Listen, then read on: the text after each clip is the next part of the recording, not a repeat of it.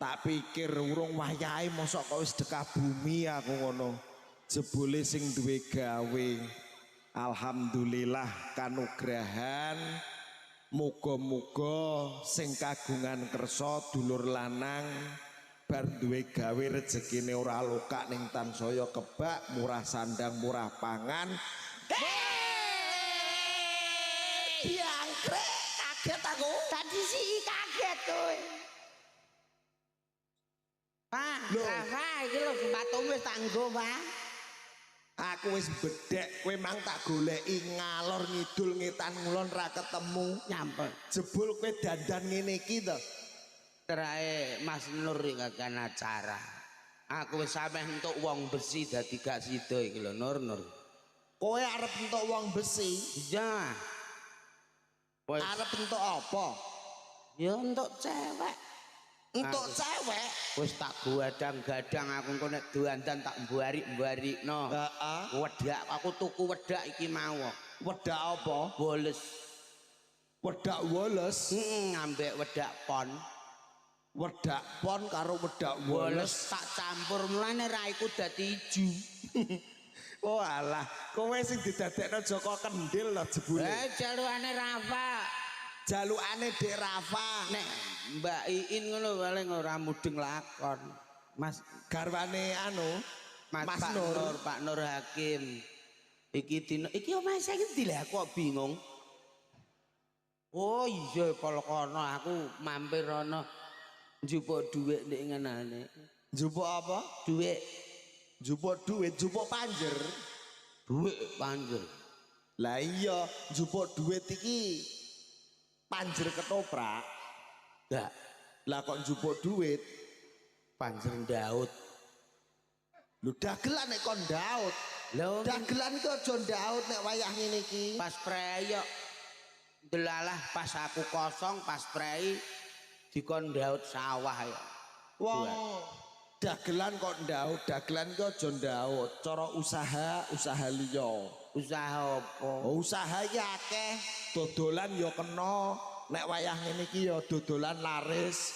Dodol apa? Lah kaya dina iki delokan dulur-dulur sing dodol sakmene akeh iki ya golek gawean, golek rezeki, golek duit. Bakul sakmene akeh. Etan ana, kula ana. Ning aku mau tukaran karo bakul sego goreng aku. Apa? Tukaran, Pak. Jebule bakul sego goreng saiki dosok tahu kok, Pak. Kok sok tahu? Aku mang tuku sego goreng ah. Sak bungkus regane lak 10.000. 10.000. Aku arep tuku dhuwit tak wenehno. Ja. Lah bakule kok terus muni ngene. Piye? Pedes napa mboten, Mas? Lho tan mongko aku lagi arep tuku kok ditekoni pedes apa ora. Wong aku ngrasakno wae urung kok ditakoni pedes apa ora. Ngono ku jajal pikir jajal. Mau wong mbok kon mikir bakul sego goreng. Ya sekali-kali kowe iki mikir to, Pak. Lah aku mikir bendina ndasku ngantara tukul rambute ngene kok. Lah mulane iku gawenen mikir bendang tukul rambute. Yo malah ora pikir puwanus malah rambut do bergodok. Lah wong sego goreng iku kowe sing salah kok malah ngamuk karo bakul sego goreng. Masa aku sing salah? Kok iso aku sing salah? Karepe bakul iku kowe kuwi engko nek digorengno sego iku njaluk pedes apa ora? Aku urung ngicipi ya, Pak. Engko nek wis bar mangan ameh digawekno iku kowe njaluk pedes apa ora? Ngono. Dadi iku nakoni aku. Iya, Njaluk pedes apa ora? Lah tenan ah kandhane bakul sego goreng ngongkon hansip kok saiki ya. Nek ngono aku salah tompo ya. Lah mulai salah paham ya. Iya. Wah, ya nek ngono. Nek dandan ganteng lagi. Engko tak tuku sego goreng neh aku. Lah ya mula bukane dulur-dulur kene iki apa jeneng seneng ati, ora najan piye delalah Wayu Manggala ora ning sedekah bumi, ning ditimbali karo panjenengan Pak Nur Hakim dalah Bu Iin dalam rangka netake Dek Rafa. Jungune dawane ra umum aku ya. Jenenge sapa? Mbah apa ngono aku bingung jenenge kok. Sik ajene kok wis yo apa to, Pak? Ora roh jenenge aku. Wong sing tak kenal ya Dik Rafa iku tok. Dek Rafa panggilannya. Iya. Dek Rafa sing ditetak. Mumpung dina iki ditimbali karo Pak Nur. Pak Nur Acarane sunatane Dek Rafa. apa? Jajal kowe arep menehi apa kanggo Dek Rafa? Menehi apa wong aku diwenehi sepatu karo kaos kaki kon nganggo nek dadi Joko Kendel. Iki mah sepatune Rafa. Terus dikai legginge Bu Iis. Lah ya aku ngene iki dagelan ditoni Joko Kendil iki bingung aku. Wong kowe iki maksudku tak takoni. Ya, Kowe iki takon menehi iki ora kok teges kowe iki takon menehi dhuwit iki ora. ya. Wene ana donga pamuji, sapa ngerti sarana dongamu mengko cita-citane Dek Rafa iso dikabulkan, diwenehi kenikmatan ngono lho. Cita-citane Rafa apa aku gak roh. Lho, jenenge anak iki kan mesti duwe cita-cita dhewe-dhewe to, Pak. Iya nawa. Wong tuwa kudu ndukung nek anak duweni cita-cita. Lah, Nek umpama anak duwe cita-cita, ibu bapak iki ya wajib mendukung. mendukung. Ora tan bedane kaya tak gambarke aku nalika mbiyen. Oh iya. Biyen aku duwe cita-cita kepengin dagel. Dagel. Alhamdulillah sampean yo ndukung. Lah. Alhamdulillah gede yo iso dadi dagelan. Oh, Asline gampang kok Pak. Bocah cilik kuwi ketaranane. ya. Didelok saka cilikane. Cilian. Upama cilikane kuwi seneng apa ngono, iku besok iso dadi gaweane. Mosok. Tenan tak gambarno kaya aku. Aku cilik senenganku nonton dagelan, nonton ketoprak, seneng munggah panggung. Yo nyatane gede-gede iso dadi dagelan. Oh iya. Oh iya toh? Lah Mas Aris karo Udin ndek ben ndek cilikane ngamplengi pakane mboke. Lah iku saiki dadi gaweane. Panjak kendang. Ngamplengi lulang dadi panjak kendang iso entuk duit. Kaji watono ndek ben angger njaluk dhuwit ra dikeki apa jenenge usus-ususane pakane mboke diodoti. Lah nyatane iso dadi tukang bas. Oh iya iya. Tumus apa ora? Ropik, ndek ben tukang nyentaki pakane mboke lho saiki iso dadi penyanyi MC. Wiraswara MC. Sing apik iku malah gentong. Nek gentong piye? Gentong cilikane iku mlintiri pentile mboke. Lah cantane saiki ya tumus.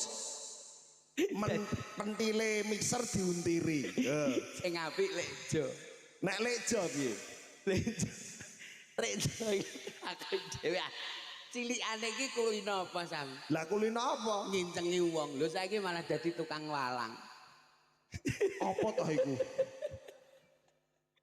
Tukang walang, tukang ngincengi Wong syuting. kok iso senenganmu iku kok sing aneh-aneh. Lah aku dhewe basane. Wis Lah mulane iku donga pamuji pokoke pokoke. kudu mendukung Iya. apa sing dicita-citake anak. Alhamdulillah. Ya wis pamujiku muga-muga dadi bocah sing soleh. Dadi bocah sing mituhu dawe wong tuwa iso mikul mendem jero. Wis golek. Sariman Bocah bueto. Get ngono kok kowe nek teko iki mbok salam apa piye? Gare kaget kancane. Matane iso. Bungak-bungak. Hei guys, kadang KBR we. Metu-metu get-gete wong. Aku elek perkara dandan ngene lho. Kowe kok elek kok ora dandan kaya pangga elek cocok. Man, Piye. saya lho aku iki daan dandan.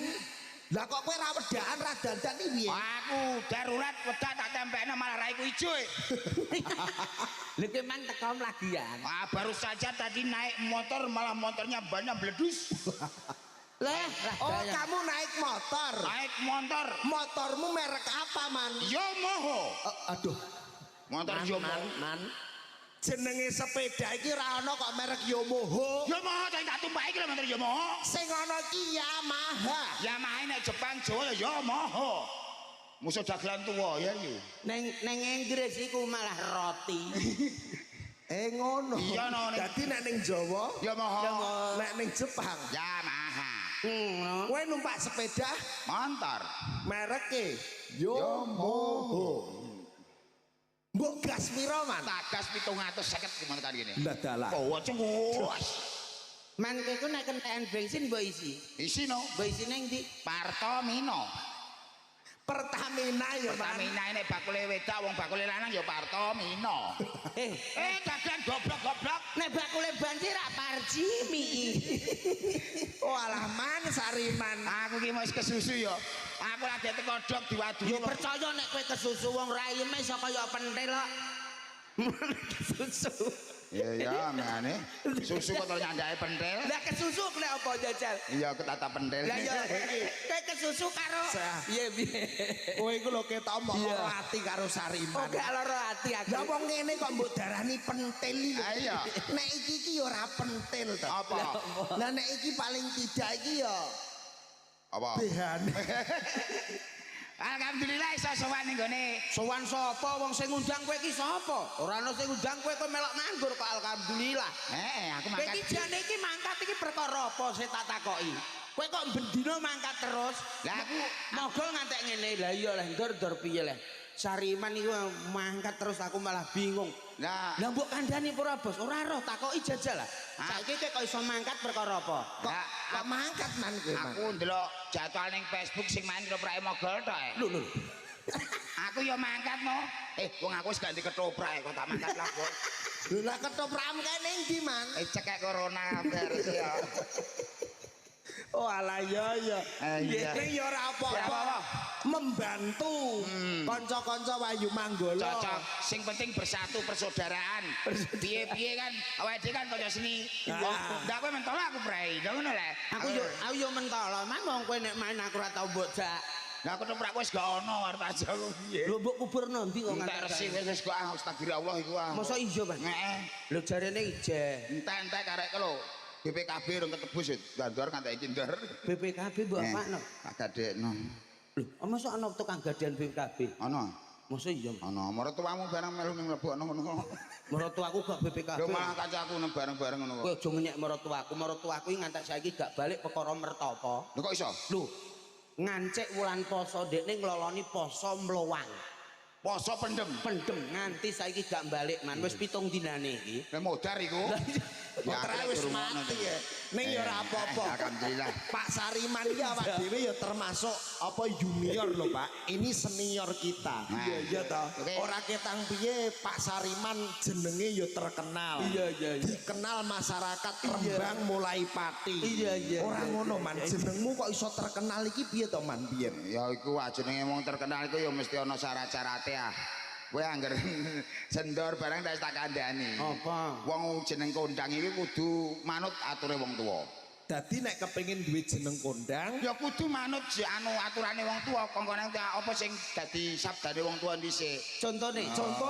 Mulane wong jeneng kondang kaya sing kondang-kondang ki lho, Dor. Penyanyi-penyanyi Barang iku mesti jeneng iki pinario apa nengane? Asma pinario. Asma pinario Joko.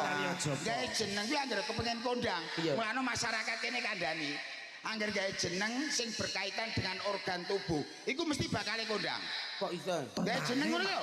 Pokoke sing kaitane karo awak lho ya. Iya. Pokoke awak yang berkaitan dengan organ tubuh. Contohnya? Mesti tak kondang. Contohnya penyanyi Jakarta. Erni Kulit. Hubungannya awak? Kulit. Kondang ora? Oh iya. Erni Kulit. Wah iya ya Man. Kondang ora? Masuk iki. Gigi. Penyanyi band Gigi. Oh yo Arman Maulana. Band kondang. Berkaitan dengan organ tubuh. Gigi. Untuk kondang ora? Iya. Ya, terus penyanyi tua. Iya. Edi Silit Tonga. Oh. Iku berkaitan dengan apa? Di Silit Tonga kondang lho penyanyi. Hubungannya apa? Lah hubungannya karo organ tubuh apa? Tonga. Loh, Napa guyu? oh gak silit? Cakep. Lah jare di sini to. Edi Silit Tonga. Edi Silit Tonga. Oh tonga. Oh iya ya organ tubuh Sariman ya. Blutru. Lho iki tenan iki. Ning nyoto tenan iki. Sing kene iki pelawak Jogja nom. Iku yo kondang. Sapa? Telik pelipur lara. Kelik pelipur lara. Iku yo berkaitan dengan organ tubuh. Organ tubuh sing karo tubuh. Iku lara. Lara tubuh awake lara. Ya iya. Lara. Wonge lanang ta wedok iku? Lanang. Oh, berarti gak sing lara iku. Sing iku mang lho. Kelik pelipur lara. Jadi hubungannya dengan lara. Oh, alah kaget tau tak kira tos. Kowe aja atas raimu wae. No, iya ya. Terus nih, pati ana sing kondang. Apa ana pati? Lawak. Sapa iku? Ki utek nata bata lho. Dalah. Man, utek nata.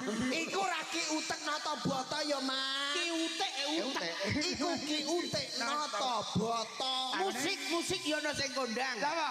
Semprul matane. Kondang. Yes, asik-asik.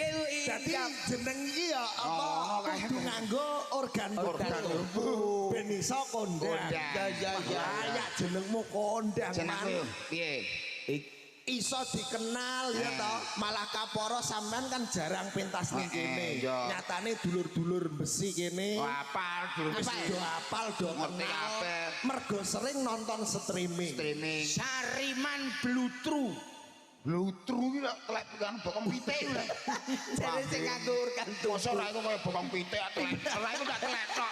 Pokoknya melu seneng-seneng ya Pak Sariman. Hari ini melu seneng. Mumpung sendor dadi Joko Kendil. Joko Kendil, cerita humor. Iki cerita humor. Kok sabare ya. Pokoknya sarampunge iki sadurunge nutuke lakon. Dek mogol ning ndi? Mbah mau cek perjalanan. Perjalanan dene pesawate kena polisi mangono Gadut Kaca mendek disetop. Ono piye pesawat ono cegatan iku? Iku Gadut Kaca mendek. Nek awake dhewe aman ya ora cegatan ya. Lah aku wong nunut truk kok. Oh, cangkem. Lah aku malah umbal ya aman kok. Ye, Mas. Jatuh ya. Nek Kita hibur sebelah